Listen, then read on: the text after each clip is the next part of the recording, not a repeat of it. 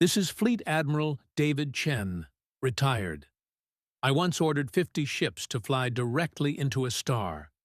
It was not madness. It was the only option we had left. This is Case File 428. This is the story of how we weaponized a sun and destroyed 2,000 enemy ships. The Kethrani War had been going badly for months. The Collective had superior numbers, superior industrial capacity, and a ruthless willingness to sacrifice ships and crews in overwhelming assaults. We won battles. They won the war. By the third week of our retreat, I had lost 400 ships. My fleet of 450 had been whittled down to 50 vessels, 50 ships running from 2,000 pursuers. We jumped from system to system, trying to find somewhere to make a stand. Every time we stopped, they found us. Every time we fought, we lost more ships. Every system we entered became another grave for human sailors. Then we jumped to Solaris Deep. I knew immediately that we had made a fatal error. Solaris Deep was a stellar graveyard. One dying red giant star, bloated and ancient, surrounded by nothing. No planets, no stations, no other exit points. It was a dead end. The Kathrani emerged from hyperspace behind us within the hour. 2,000 ships, spreading into an encirclement formation. They knew they had us. Their commander, a Kethrani admiral named Vex Korath, contacted me directly. "Human Admiral, you have nowhere to run. Your fleet will be destroyed. I offer you one opportunity for mercy. Surrender your vessels, and your crews will be taken prisoner. Refuse, and we will push you into the star and watch you burn. You have 10 minutes to decide." I muted the channel and looked at my tactical display. 2,000 enemy ships behind us. A red giant star in front of us. No reinforcements within 3 weeks' travel. Complete annihilation or surrender. I did not accept either option. All ships, battle stations. We are not surrendering. My flag captain, Elena Rodriguez, looked at me with exhaustion in her eyes. "Admiral, with respect, what exactly is the plan? We cannot fight 2,000 ships. We cannot escape. What are we supposed to do?" I did not have an answer. That is when Doctor Sarah Okonkwo arrived on the bridge. Dr. Okonkwo was chief scientist aboard the TFS Discovery, a research vessel that had been attached to our fleet for stellar surveys. She was not military. She was a 63-year-old astrophysicist who had spent her career studying stellar phenomena. She had no business being on a warship bridge during a combat situation. But she was there, and she was carrying a tablet with data that would change everything. "Admiral Chen, I have a proposal. It is extremely dangerous. It might kill all of us, but it might also destroy the enemy fleet." I gestured for her to continue. "This star is a red giant in the final stages of its life cycle. The core is unstable. The outer layers are barely contained. It would take very little to trigger a massive coronal ejection, essentially a directed explosion of stellar plasma." She showed me the data on her tablet. "If we position our ships here," she pointed to a location deep within the stellar corona, "and detonate our reactor cores in a specific pattern, we could trigger a flare directed outward, toward the enemy fleet." Captain Rodriguez stared at her. "You want us to fly into the star?" "Into the corona, yes. Our shields can withstand it for approximately 4 minutes. Long enough to trigger the flare, ride the wave front out, and emerge on the other side while the enemy fleet is consumed by stellar fire." "And if your calculations are wrong?" Dr. Okonkwo met her eyes. Then we burn slightly sooner than we would have anyway. But at least we take them with us. I looked at the tactical display. 2,000 ships closing in. The star filling half our view screen. No other options. Doctor, are you certain this can work? Certain? No. I am 73% confident in the triggering mechanism, 61% confident in our shield duration, 48% confident that the flare will be directed rather than omnidirectional. Those are not good odds. They are better than 0, Admiral, which is what we have right now. She was right. I opened a channel to the fleet. All ships, this is Admiral Chen. I am about to give you an order that will sound insane. Dr. Okonkwo has developed a plan to destroy the enemy fleet using the star itself. It requires us to fly directly into the stellar corona, detonate our backup reactor cores in sequence, and ride the resulting flare out while the enemy burns. I paused. This plan has less than 50% chance of success. Many of us will die, even if it works. I am not ordering anyone to follow me. Any ship that wishes to surrender to the Kathrani may do so with no dishonor. I waited. Not a single ship broke formation. All ships, prepare for stellar insertion. Dr. Okonkwo is transmitting approach vectors and detonation sequences now. May God have mercy on all of us. Chen, out. The Kethrani saw us begin our approach. They interpreted it as a suicide run, a desperate fleet choosing to burn rather than surrender. They were half right. Admiral Vex Korath broadcast a final message. Foolish humans, we would have given you quick deaths. Instead, you choose to burn slowly. We will watch your agony. We did not respond. We were too busy flying into a star. The corona was worse than anything I had experienced. Even with shields at maximum, the temperature inside the ship rose 30 degrees in the first minute. Consoles began sparking. Hull stress warnings screamed from every section. I watched ships around me begin to buckle.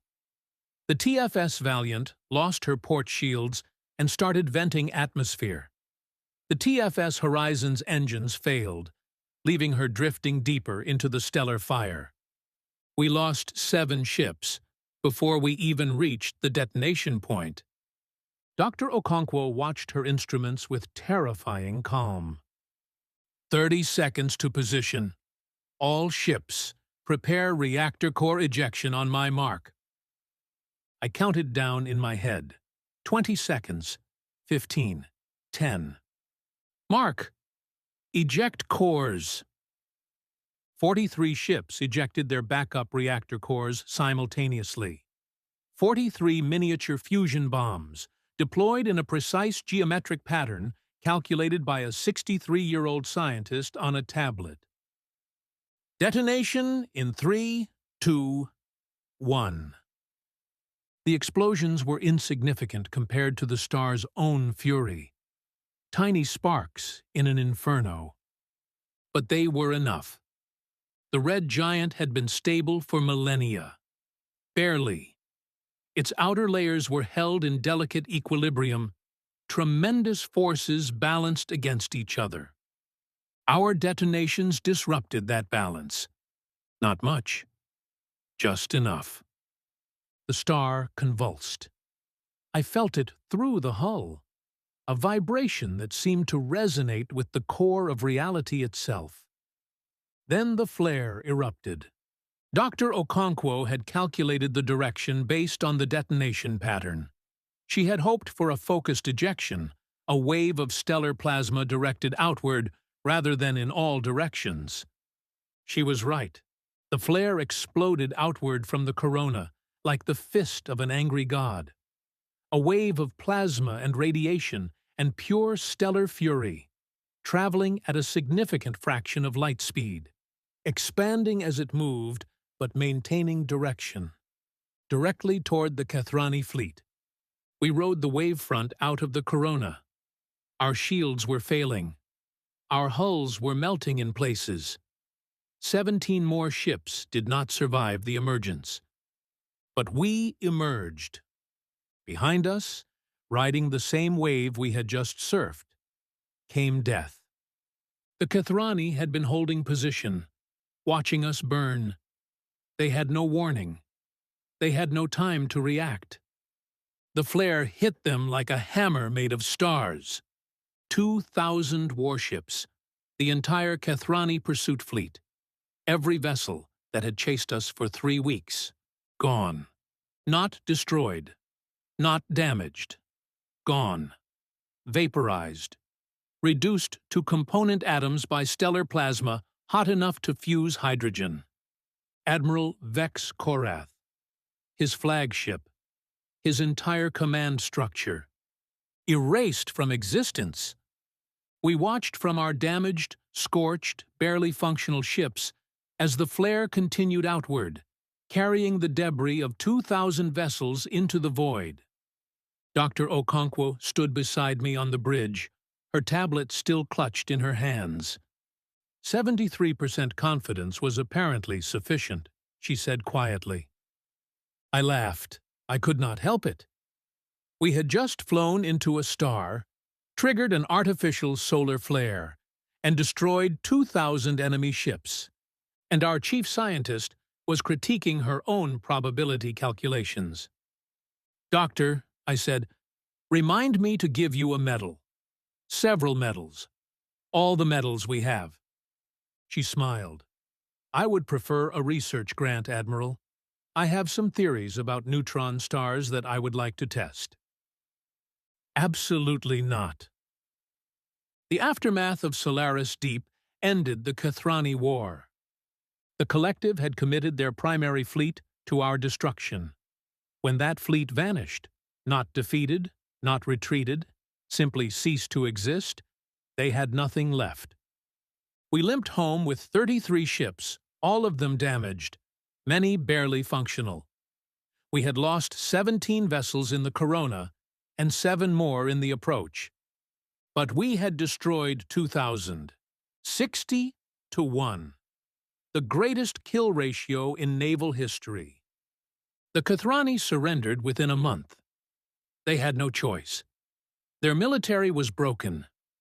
Their industrial capacity could not replace what they had lost for decades. And they were terrified. They had seen what humans could do when cornered. They had watched us fly into a star rather than surrender.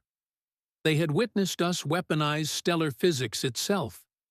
They wanted no more of us. The galaxy learned a lesson that day.